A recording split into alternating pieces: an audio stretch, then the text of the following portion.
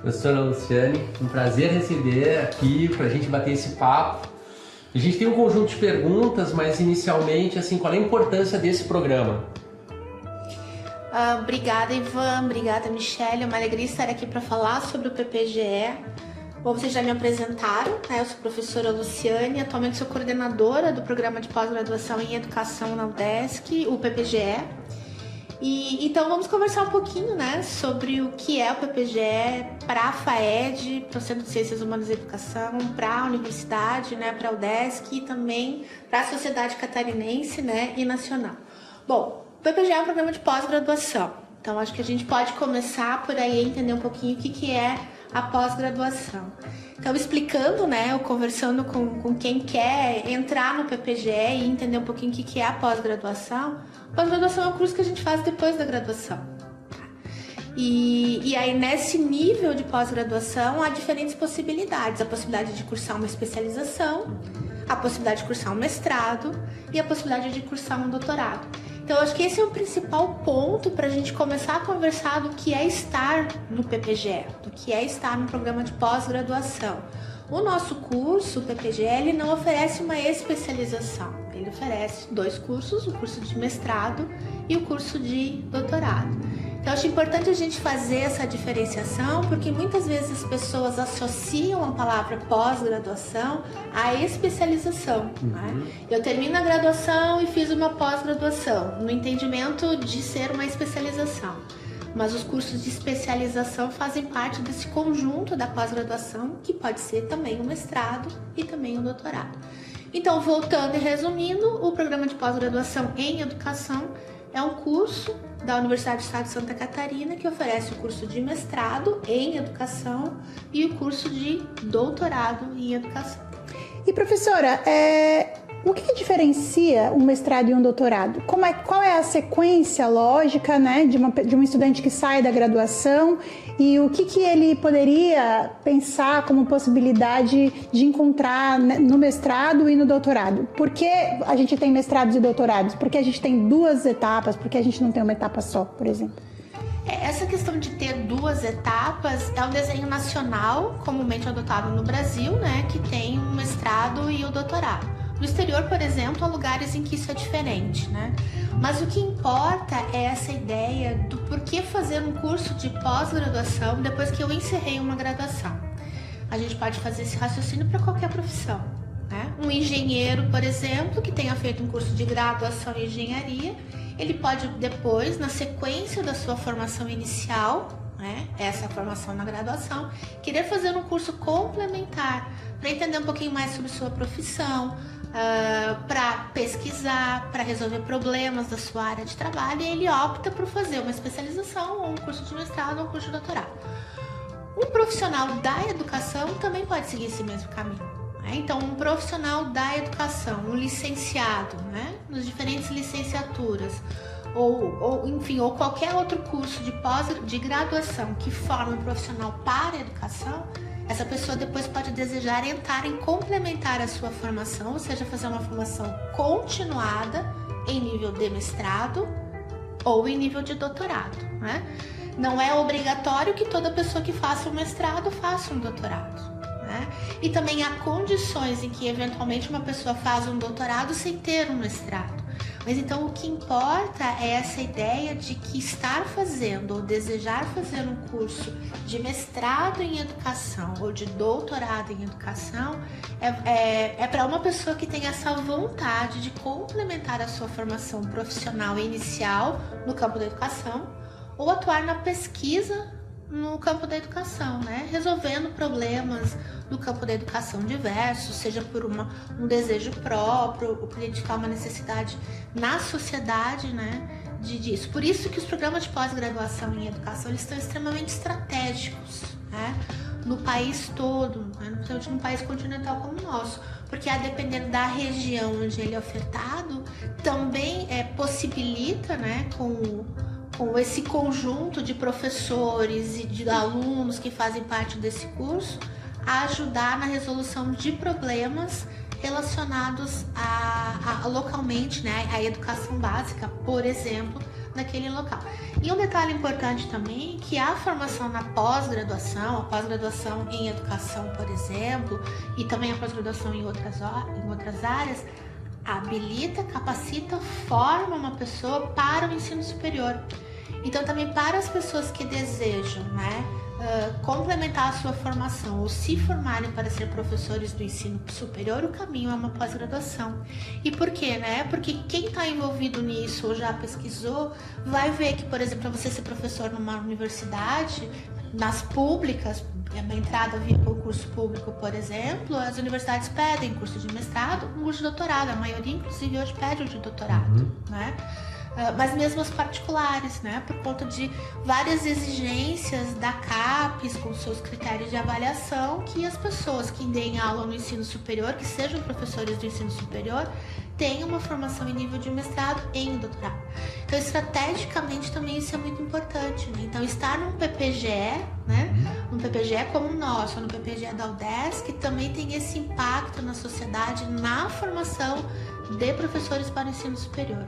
E aí a gente começa a fechar até um ciclo, porque se a gente começou a falar das licenciaturas, das pessoas que fazem uma formação básica nos cursos de graduação e licenciatura e eventualmente depois vão para um curso superior, a gente vai encontrar esses profissionais que fizeram mestrado e doutorado em educação sendo formadores de professores. Então são os professores que irão atuar nos cursos de licenciatura. É óbvio que não só nesses cursos, né? Mas principalmente nesses cursos. Então, vou pegar o meu exemplo. Eu fiz um mestrado em educação, um doutorado em educação. Vocês sabem que a minha área de trabalho é educação matemática, né? Então, eu fiz um mestrado em educação, um doutorado em educação na linha de educação matemática. E hoje eu atuo no curso de pedagogia aqui na FAED, então na graduação também, não só na pós-graduação, sendo professora no curso de pedagogia na disciplina de matemática. Ou seja, estou trabalhando com a formação de professores, estou sendo uma professora formação de professores. Então, resumindo essa fala, né, eu coloco um ponto importante aí, o papel dos programas de pós-graduação em educação na formação de professores que serão formadores de professores. Até porque eu estava aqui pensando, professora, e essa exigência para professores formadores de professores de cursar a pós-graduação também me parece que tem a ver com o fato de que é na pós-graduação que esses profissionais entram de maneira mais efetiva ou mais prolongada em contato com a pesquisa, né? E quando esses professores se tornam professores de professores, uma das abordagens que eles vão trabalhar com esses profissionais é justamente olhar para a educação a partir do ponto de vista de quem está pensando a educação, para além de pensar o ensino em sala de aula, mas pensando também a educação, né? Então, me parece que esse movimento é importante de a gente compreender também o que é que se faz nesse lugar, né? Que é um pouco que a senhora já comentou. E aproveitar para a gente aprofundar o tema sobre esse processo formativo, né?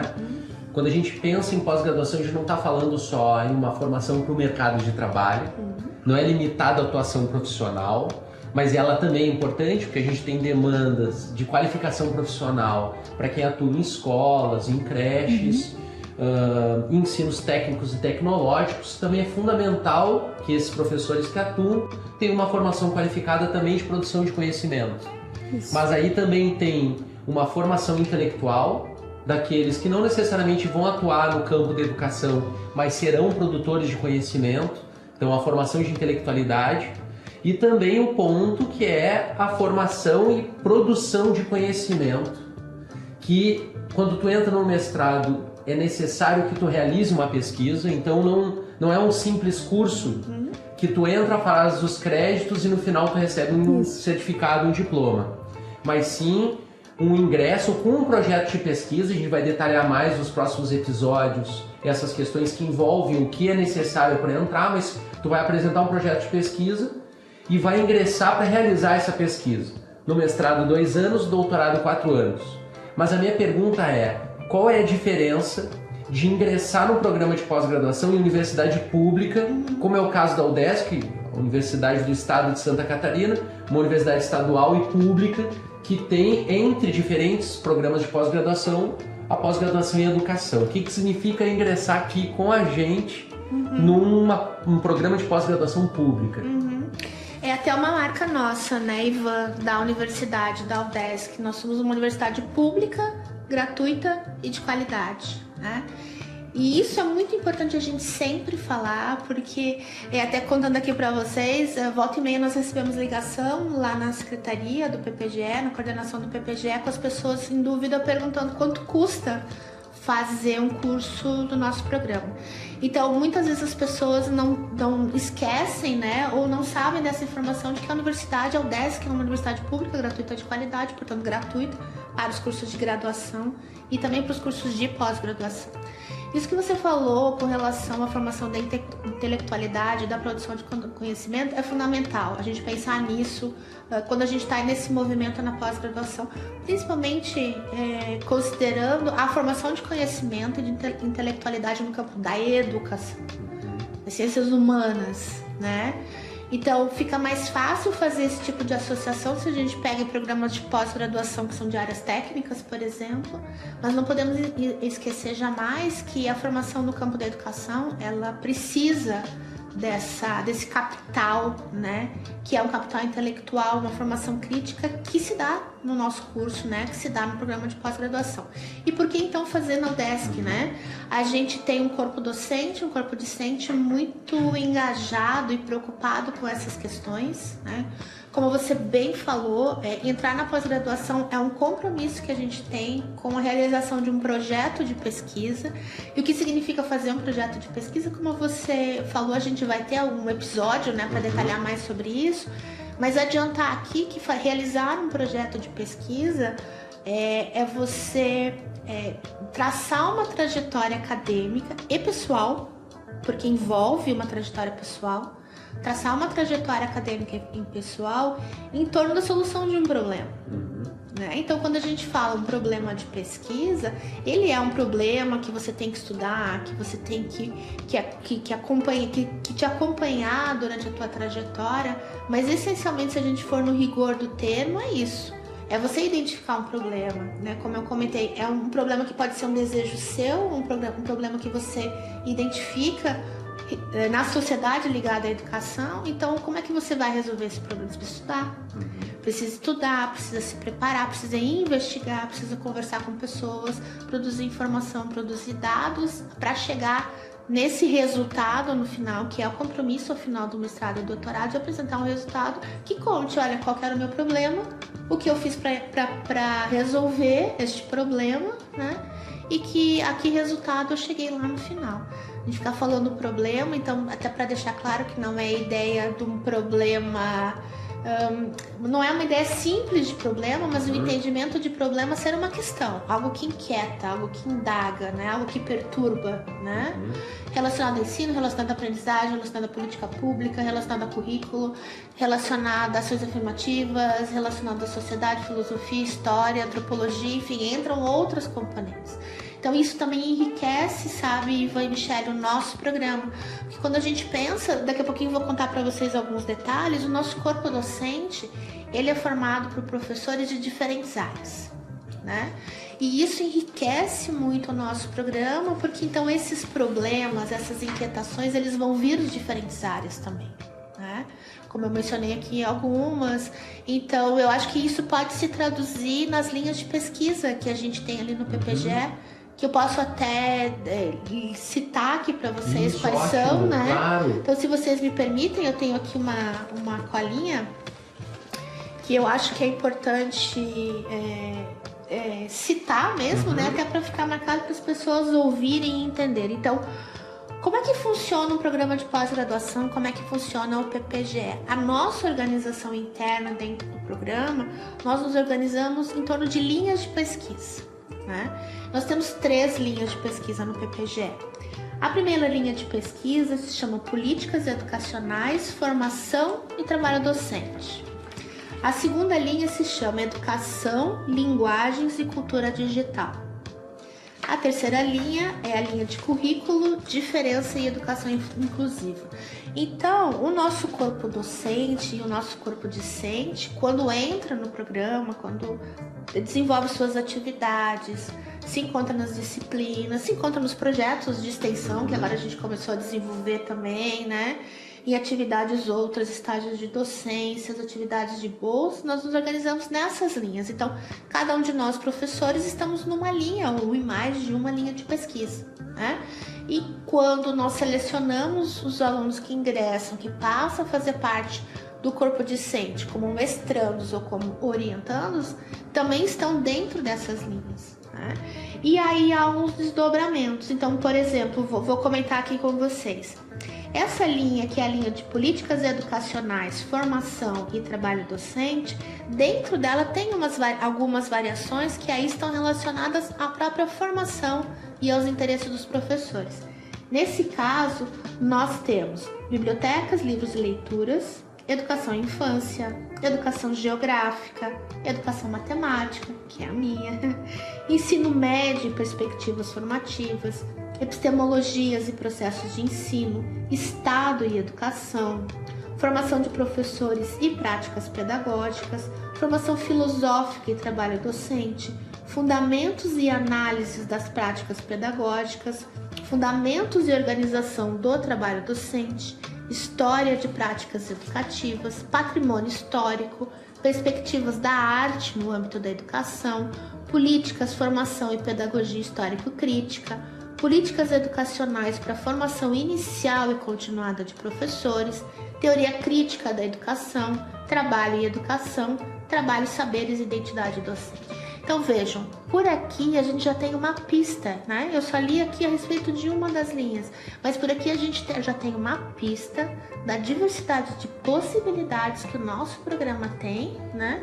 De contribuir com o campo da educação, na parte da formação profissional, na parte da produção de conhecimento, formação de intelectualidade, né? De estudo de problemas da educação. Professora, mas nesse caso, o estudante que deseja ingressar no programa, ele escolhe dentro de todas essas opções que você falou ou ele escolhe dentro de grandes áreas? Que são as linhas, né? São 3 linhas que se desdobram em temáticas, que são que os professores que estão lá nos seus grupos de estudo pesquisam e dão, na verdade, o tom dessa linha. E esse estudante antes vai observar essas 3 grandes linhas de pesquisa, o desdobramento das temáticas e quem poderia orientá-la ou orientá-lo. Ou seja, ele escolhe, né, dentro dessas 3 grandes linhas, ele vai olhar para essas temáticas todas e é por ali que ele vai decidir, porque ele me parece que ele indica um professor, não é isso, antes de entrar? Ou não? Não indica? Não. Então, como ele faz para escolher, ele escolhe a grande área? Nesse caso. Então, eu acho que então a gente já pode falar um pouquinho de como é o processo de entrar no PPGE. Legal. Né? Tá. Acho que aí eu consigo responder essas questões de vocês e também de algumas outras. Bom, então acho que a gente pode pensar, né? Eu quero entrar no PPGE da UDESC, como que eu faço? A entrada no nosso programa, ela é via um processo seletivo, né? Então, a cada ano, nós lançamos o que a gente chama de um edital, uma chamada com as regras desse processo seletivo. Não há possibilidade de um aluno entrar no PPGE sem passar por esse processo seletivo nesse contexto, né, de entrada usual.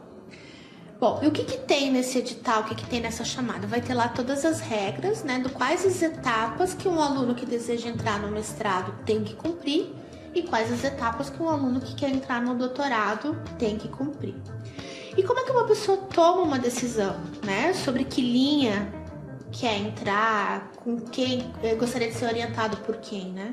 É fundamental, então, conhecer essas informações. No edital, nessa chamada, ele vai indicar a quantidade de vagas por linha de pesquisa. Geralmente, nós fazemos assim, né?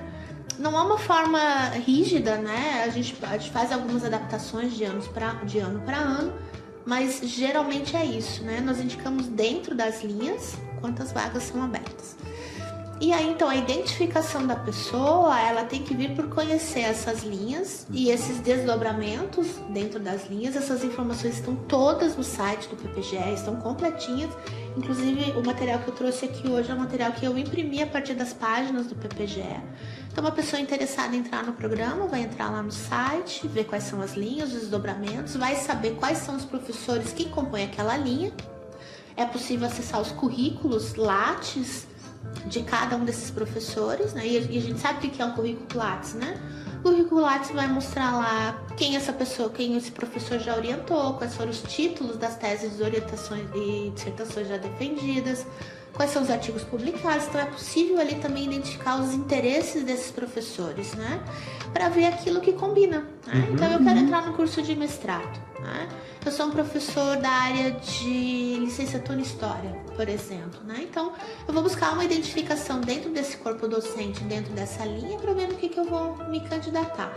Então, o processo seletivo é feito a indicação de que linha eu quero concorrer, em que linha eu quero concorrer, né? E aí, há o quantitativo de vagas, e a pessoa se inscreve, né?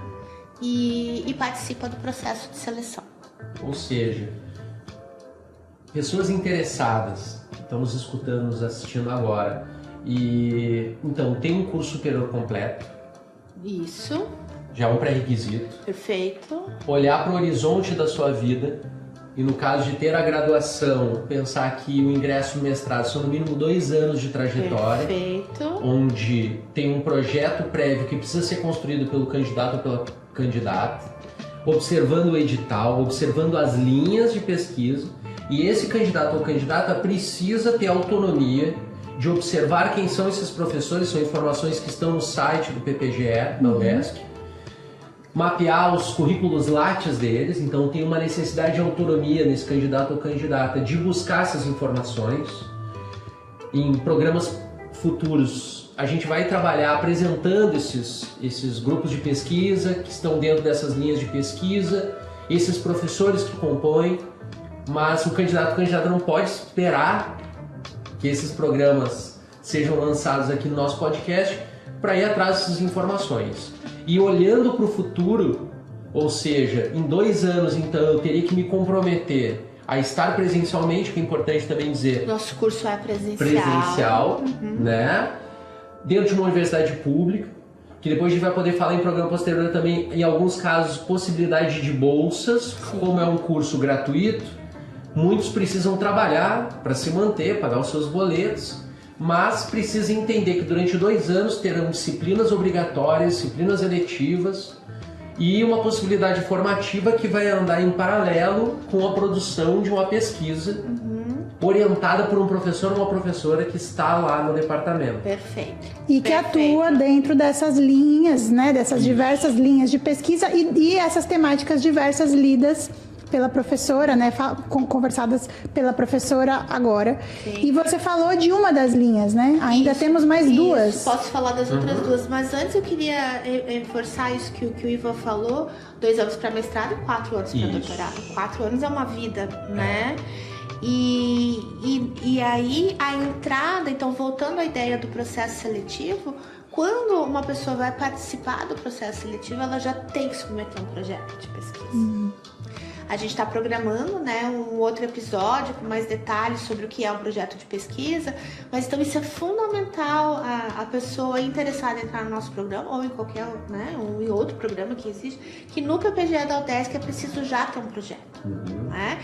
Então por isso que essa prospecção inicial de conhecer o que é o programa, quem são as pessoas que compõem o programa, quais são as linhas, quem são esses professores, né, por meio de seus Lattes, é fundamental para fazer uma proposta de projeto. E aí eu tenho alguns dados aqui, depois eu vou apresentar mais, né, algumas coisas, mas só para dar essa dimensão para vocês. Agora em 2024, nosso processo seletivo, nós tivemos 180 pessoas inscritas para o curso de mestrado. E nós tínhamos 24 vagas, né? E para o curso de doutorado nós tivemos 174 inscritos e nós tínhamos 26 vagas. Então, é fundamental também saber que a quantidade de vagas ofertadas a cada chamada, a cada edital, depende da disponibilidade dos nossos professores em fazer orientação, né? Há um limite, né? A CAPES e a universidade nos colocam um limite, um teto da quantidade de orientandos que nós podemos ter, né? Nós temos professores que estão afastados fazendo curso de pós-doutorado, por exemplo, que ainda estão orientando, né? Então, há uma série de contingências da nossa vida como professor que limita a quantidade de orientandos que nós podemos pegar a cada processo seletivo. Então, isso também é fundamental e baseado nesses dados que eu comentei aqui com vocês, né, que todo mundo ouviu já pode deduzir, infelizmente nós não temos vagas para todas as pessoas que estão interessadas, né? E como é que a gente escolhe?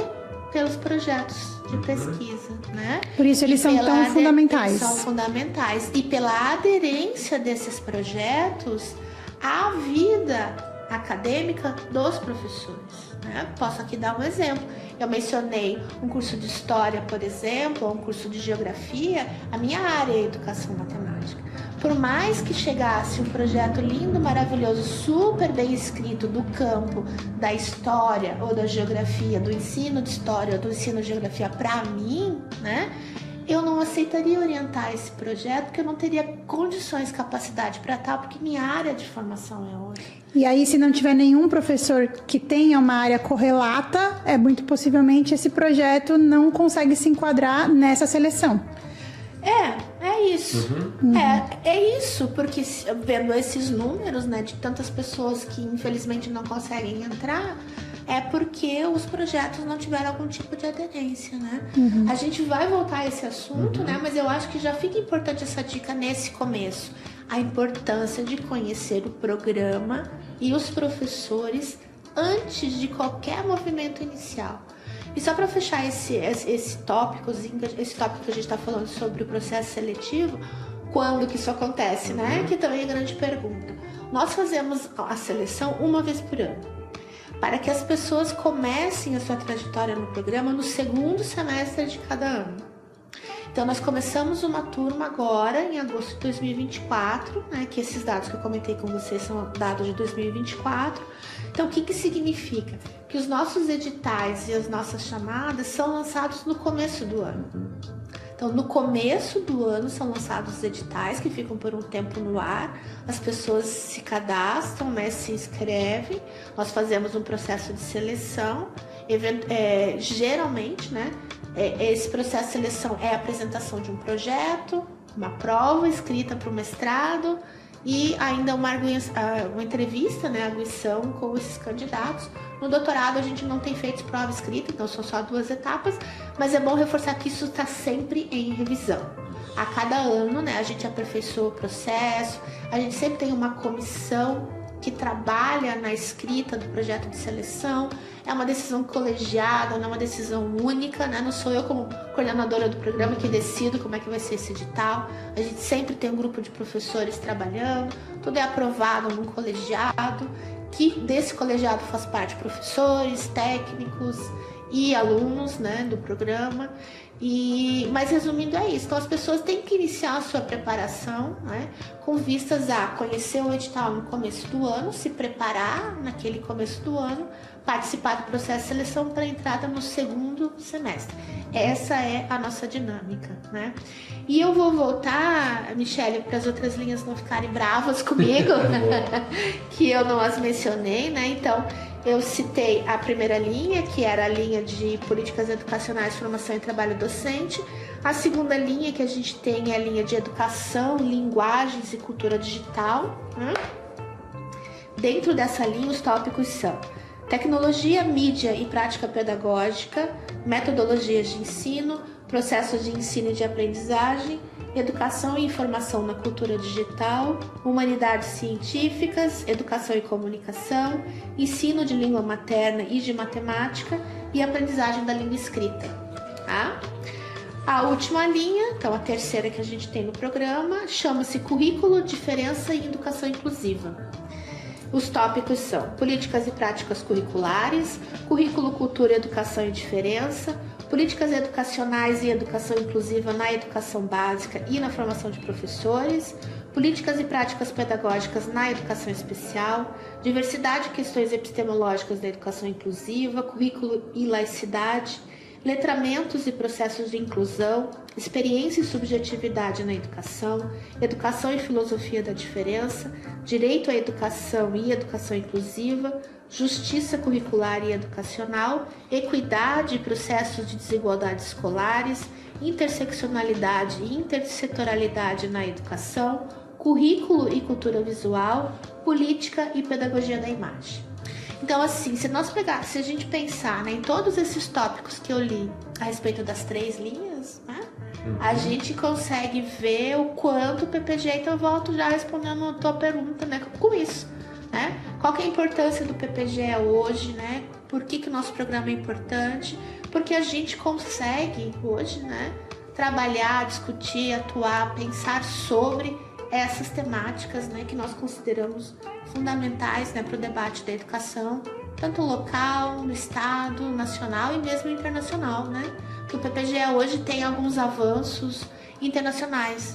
Nós temos alunos, né, de outros países que cursam o nosso programa, nós temos projetos com alunos de fora, nós temos programas de doutorado sanduíche, né, que também são coisas que depois a gente pode contar, mas a gente também está com um pezinho já para fora, né, do país, né, o que é muito importante, essa troca, se a gente está falando principalmente dessa diversidade toda. Perfeito. E se a gente pensar naqueles que já assistiram, escutaram o nosso programa, então o interesse em se aproximar do programa, até para poder decidir.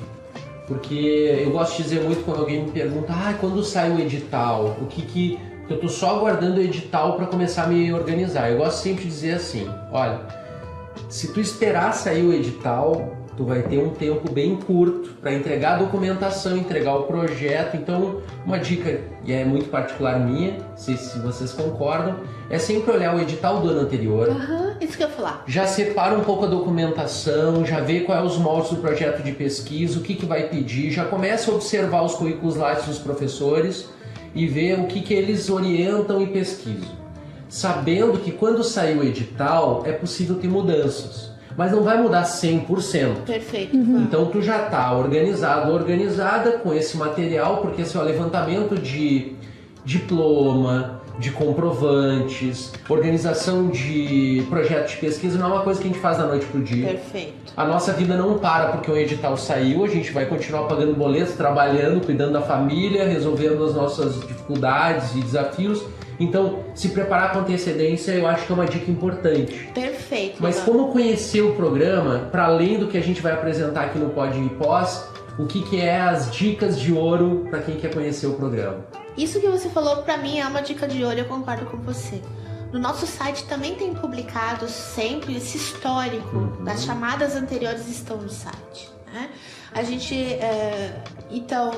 A gente procura deixar no nosso site, a gente está passando por um processo de reformulação que ainda é contínuo, ainda vai ter um desdobramento, mas a gente procura deixar o maior número de informação possível lá. Então, consultar o site, ver os editais anteriores, como você falou, o que muda pouco, né? Porque projeto sempre vai ter, o corpo docente é o corpo docente, o que eventualmente acontece é que em um ano ou outro algum professor pode não ofertar, mas as linhas estão lá, são as mesmas, né? Então, o primeiro rascunho de projeto já pode começar a ser escrito a partir do edital que está no ar. O nosso edital de 2024 está lá, né? Então, quem quiser entrar em 2025, a recomendação que eu dou, compartilho com você essa ideia. E lembrei de uma coisa super importante, Ivan e Michele. Nós temos também uma política de ações afirmativas para seleção, que reserva uma quantidade de vagas, né, para pessoas que fazem parte desses grupos de ações afirmativas. O edital atual já me explica como é que isso tudo acontece, então também cada pessoa que se identificar com alguma daquela condição também já pode se preparar, mas já adianto que isso a gente também está num processo de revisão interna, não só do PPGE, mas da universidade como um todo, pode ser que haja ali uma variação, mas é garantido que sempre haverá uma política para ações afirmativas, nós temos isso desde 2020, né? Então essa é uma primeira dica e eu acho essencial. Uma segunda dica é o seguinte, a gente já pode começar um pouquinho a falar sobre o desenho curricular. Boa. Né? Então, quando a gente entra no curso de mestrado, é um curso, né? Um curso dentro da universidade, um curso universitário de pós-graduação. Né? Nós temos uma matriz curricular. O nosso curso ele é disciplinar. Então, toda pessoa que entra ela tem que cursar disciplinas. Como você mencionou, há um rol de disciplinas que são obrigatórias, que não há como passar pelo mestrado e pelo doutorado sem fazê-las, né? E há um rol de disciplinas eletivas, né? Nós temos uma lista grande de disciplinas a cada semestre, né? São eleitas algumas disciplinas a serem ofertadas. E aí os nossos discentes têm que cumprir isso e ir acumulando créditos, né? Lá no final. E quem está nos ouvindo fala, nossa, mas como é que eu vou saber como é que é esse desenho? Vou repetir, está lá no site, né? Lá tem qual que é o desenho curricular, quantos créditos precisa e quantidade de disciplinas. Mas o que eu queria comentar é o seguinte, também para quem quer se aproximar do programa, né? Nós ofertamos a cada semestre essas disciplinas. E há um conjunto das disciplinas seletivas que elas são ofertadas em uma modalidade de aluno especial. Ou seja, para quem ainda não é aluno oficialmente matriculado. Aquela pessoa que ainda não passou por um processo de seleção e foi aprovado para o mestrado ou para o doutorado, ainda assim ela pode fazer uma disciplina no nosso programa, né? Então, se a gente for pensar que o processo de seleção ele é anual, mas as disciplinas são semestrais, há uma possibilidade grande de uma pessoa conseguir cursar no mínimo uma disciplina eletiva antes de ingressar no programa. Aí vocês podem perguntar, tá, mas por que eu vou fazer isso antes de ingressar no programa se eu ainda não sou aluno, né? Mas a gente tem normativas que dizem que uma vez que você ingressou, você passou por um processo seletivo, você passou no processo seletivo e foi aprovado. Uma vez que você já está dentro do programa, você pode encaminhar à coordenação um pedido que a gente chama de validação de disciplina, que essa disciplina que você cursou no passado, como aluno especial, a gente consegue validar como crédito. Então eu costumo falar para as pessoas que é possível iniciar um curso de mestrado no PPGE e curso de doutorado no PPGE, mesmo antes de ter passado no processo seletivo, né? Porque se você cursa as disciplinas, depois você consegue fazer esse aproveitamento e aquela jornada que a gente comentou de 2 anos para o mestrado e de 4 anos para um doutorado, ela acaba até ficando um pouco mais leve em termos de carga horária, porque você já fez essas disciplinas antes.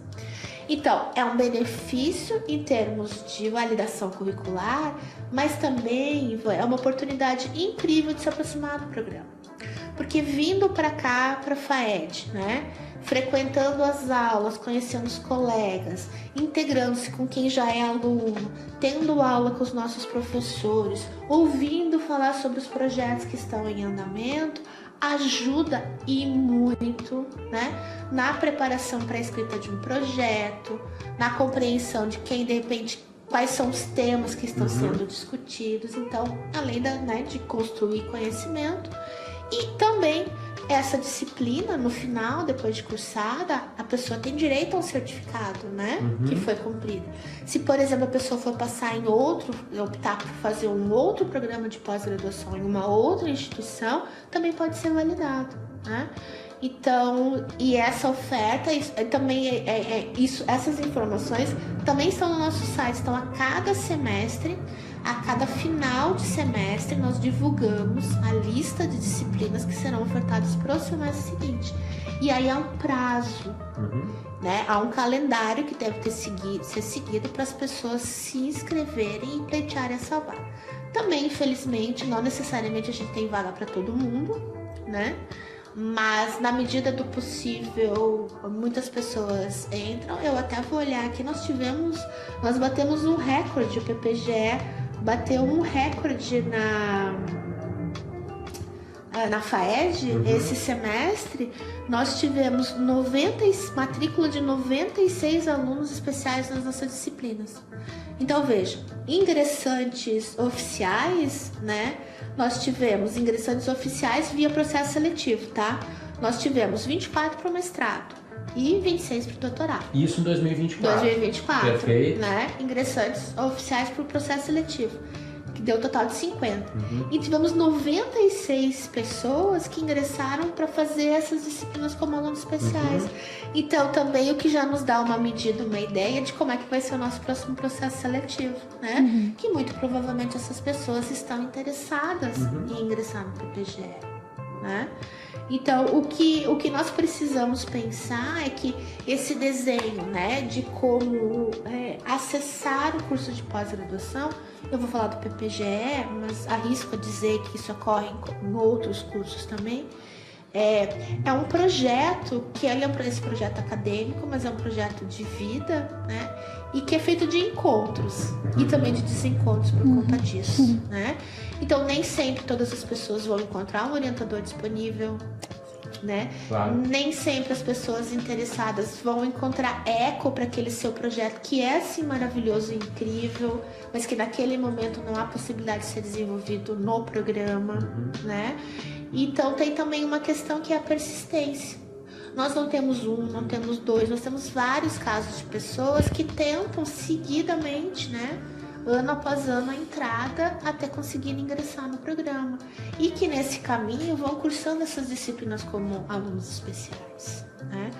O que importa, eu acho, assim, que de qualquer maneira, essa trajetória, ela complementa, né, a formação dessa pessoa. O fato de estar aqui cursando uma disciplina, né, esse fato formativo, né, ele é importante, né? Então, a gente está sempre de braços abertos no PPGE para receber os alunos especiais, né?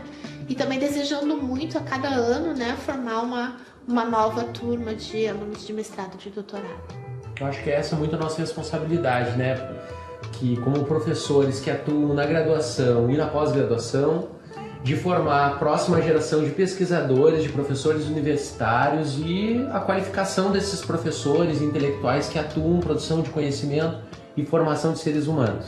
Sim, de minha parte, não sei se tem mais alguma pergunta. Então, eu acho que eu tinha mais uma relacionado a isso que você está dizendo e ao que a Luciane acabou de dizer, porque você falou que é um projeto que não é um projeto profissional e é um projeto de vida, né? Quer dizer, uma pós-graduação também é um projeto de vida. E mais anteriormente você também disse que o próprio projeto de pesquisa, ele é um projeto que também, de certa maneira, está vinculado com a vida das pessoas, né? E então eu queria perguntar para você,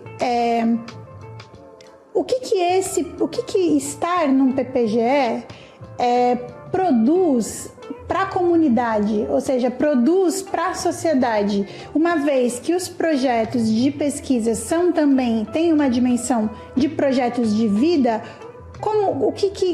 por que estar na pós-graduação para além de uma ideia formativa? Quer dizer, ficou bastante claro já que para sua formação individual tem um caminho a seguir dentro de, por exemplo, uma pós-graduação. Mas para além disso? Bom, a depender da característica do projeto de pesquisa de cada pesquisador ou pesquisadora, né, de cada discente de mestrado ou de doutorado, a depender dessas particularidades, eu acho que a gente já pode pensar em impactos diretos para a sociedade quando há, por exemplo, algum tipo de intervenção, de realização de prática, de modificação da realidade, que é realizado por conta da pesquisa que está sendo feita. Né? É uma prática, a gente leu aqui, né, nas linhas de pesquisa, por exemplo, processos de ensino e aprendizagem, né? Então, uma pesquisa que envolva uma ação, né, em sala de aula, por exemplo, que modifique uma prática já consolidada, né, ou que inove, ou que traga novos elementos para uma escola, para uma turma, para um grupo, isso já é o impacto. Então, seria um impacto direto. Falei de ensino e aprendizagem, mas pode ser qualquer outra ação decorrente da pesquisa, daquele rol de procedimentos metodológicos, né, que levam a pessoa a diretamente interferir na realidade, né? Então, já faz uma modificação local. Mas eu acho que o maior ganho que a gente tem, se pensar agora em quantidade das pesquisas, do que a gente realiza, talvez seja uma questão indireta, né? O quanto as ações de pesquisa, indiretamente, por outras vias, ela também irá modificar a sociedade, né? Talvez não de uma forma imediata, mas no futuro, né? Por quê? Porque a gente sempre vai ter o registro desse trabalho, dessa trajetória, na forma de publicações, né? No mínimo, a gente tem uma dissertação, se a pessoa fez um mestrado, e uma tese, se a pessoa fez um doutorado. Então, à medida que essa produção escrita ela começa a circular e ela começa a ser lida ou citada, ela pode levar a modificações em diversas áreas, né? Porque alguém leu algo lá, que a partir dali modificou a si mesmo, a sua própria prática, ou propôs alguma outra intervenção. Tem também a produção que circula talvez um pouquinho mais, que é na forma de artigos. Tem a nossa possibilidade de apresentação de trabalhos em eventos, onde a gente encontra outras pessoas, compartilha outras ideias, né? E nessa troca de lá e cá, a gente passa a agregar aquilo que a gente faz e trazer para os nossos contextos, né? Então eu acho, a gente poderia ficar, eu acho, fazendo um programa inteiro tentando imaginar esses impactos. Inclusive nós somos avaliados, né? Por conta disso, a CAPES nos avalia todos os programas de pós-graduação do país sobre os impactos na sociedade. Então isso dá para ver o quanto isso é importante, né? Mas eu arrisco a dizer que é praticamente zero a chance da gente ter uma pesquisa que de alguma maneira não se reflita, não tenha reflexo no impacto, não sofra impacto do que a sociedade, porque a gente não está isolado, né? E o nosso programa não está isolado, né? A FAED não está isolada, a UDESC não está, uma vez que nós temos muitos programas, né? Nós estamos inseridos em vários programas, projetos, né? Extensão articulado com a pesquisa, o ensino articulado com a pesquisa, né? Então a gente tem muitas dessas questões que acho que capilarizam e levam, né, a nossa produção para outros lugares. Inclusive essa ação aqui dentro de uma universidade pública tem o objetivo de que as pessoas que ainda não conhecem a pós-graduação, tem muitos mitos também relacionados à pós-graduação, inverdades, obstáculos que são colocados nas falas que desencorajam muitos estudantes de graduação a ingressar na pós-graduação. Então tem a possibilidade de um podcast que leva e populariza, desmistifica esse ingresso e essa vontade, trajetória e preparação para esse processo, cumpre esse papel, acho também importante dizer aqui.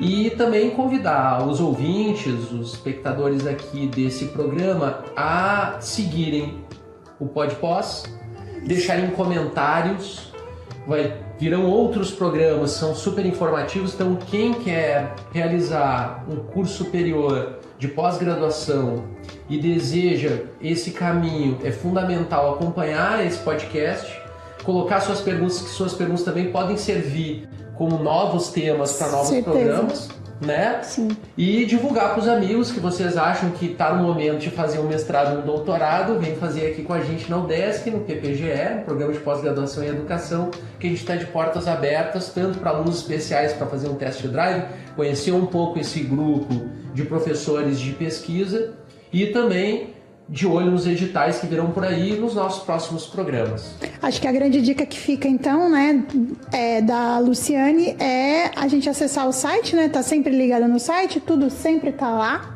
tudo tá sempre disposto lá, todas as novidades são colocadas lá imediatamente, assim que elas surgem aqui dentro da universidade, estão institucionalizadas, elas vão para lá, não é isso? Os eventos também, lembrei agora, né, dos eventos que nós organizamos aqui, que eles são abertos à comunidade.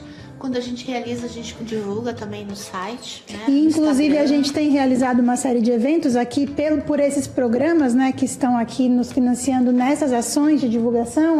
Uma delas é esse podcast, que tem justamente esse intuito de nos aproximar mais dessas pessoas que desejam, né, estar aqui. Então, acho que é importante sempre estar de olho no site. Tem mais alguma dica além dessa para agora? Eu acho que vou deixar as próximas para o próximo capítulo. Deixamos para o próximo programa. Muito bem. Então a gente queria agradecer muito a presença da professora Luciane aqui. Foi um prazer conversar com você. Acho que foi bastante importante esse projeto, esse programa inaugural do nosso PodPós.